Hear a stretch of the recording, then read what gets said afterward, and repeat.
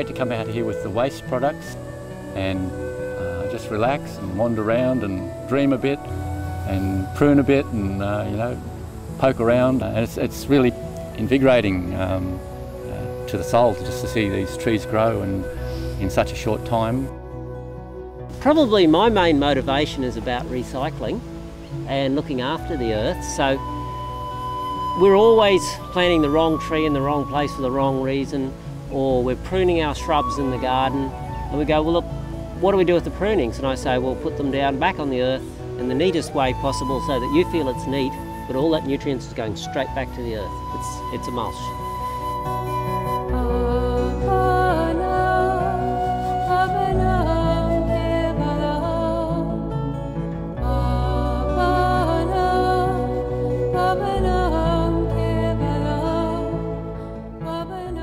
First of all, we swaled the whole paddock. We dug troughs and then planted the trees in the mounds,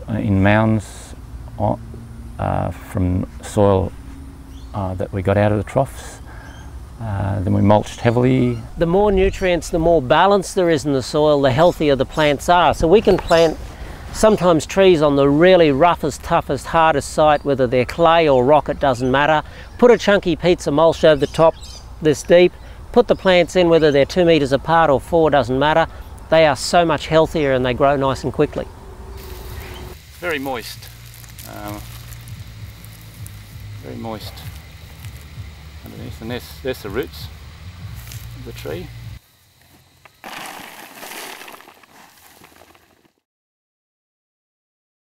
Make it a thick pizza. The more thick pizza, the more slow release mulch you got.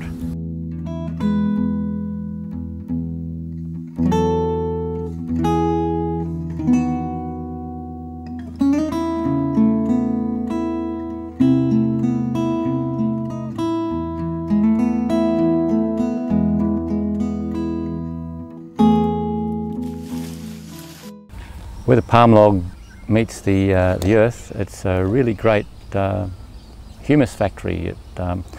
There's all sorts of insects, slaters, centipedes, mole crickets, ants and cockroaches. And this is the breakdown of that log, turning it into plant food.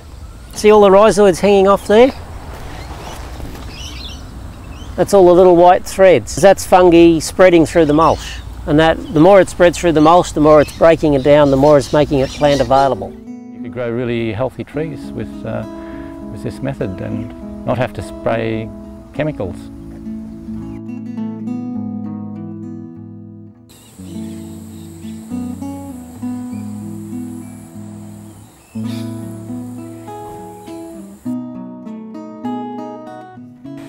There's always a little bit of return. You can take home fruit and roots, root crops, the cassava and sweet potato might be a... Sweet potato, okra. You can have in a short term, I guess you can have your cassava and your passion fruit and whatever else you want to grow in the edges. Annual crops like okra and hibiscus and all those sort of things. A lot of annual crops could be grown on the edge, and they make a good edge maintenance that keeps the grass from coming in too.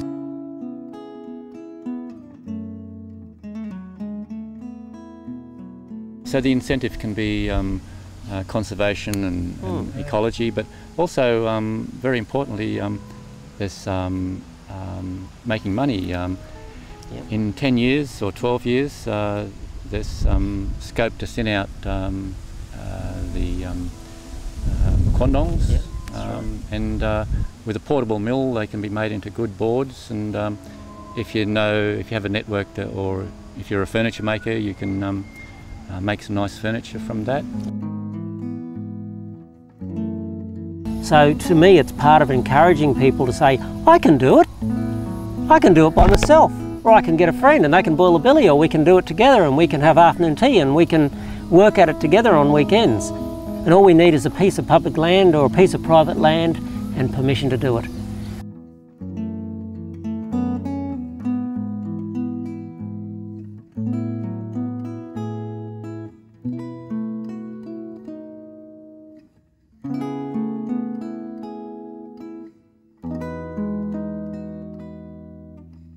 And the forest doesn't have to be very big, it can be 20 feet round or something like that, a really tiny forest. And that's the satisfaction thing. It's very much a connection to the earth feel thing. Connection. It's connection. It's connection to me, to nature, to me, to the earth, me to the universe and the cosmos. It just feels good. That's about how I'd express it. That's good. Well done. Connection. Just connection. It's all about connection. The biggest component is called enthusiasm and passion. And if you've got enthusiasm and passion, whew, you can accomplish anything.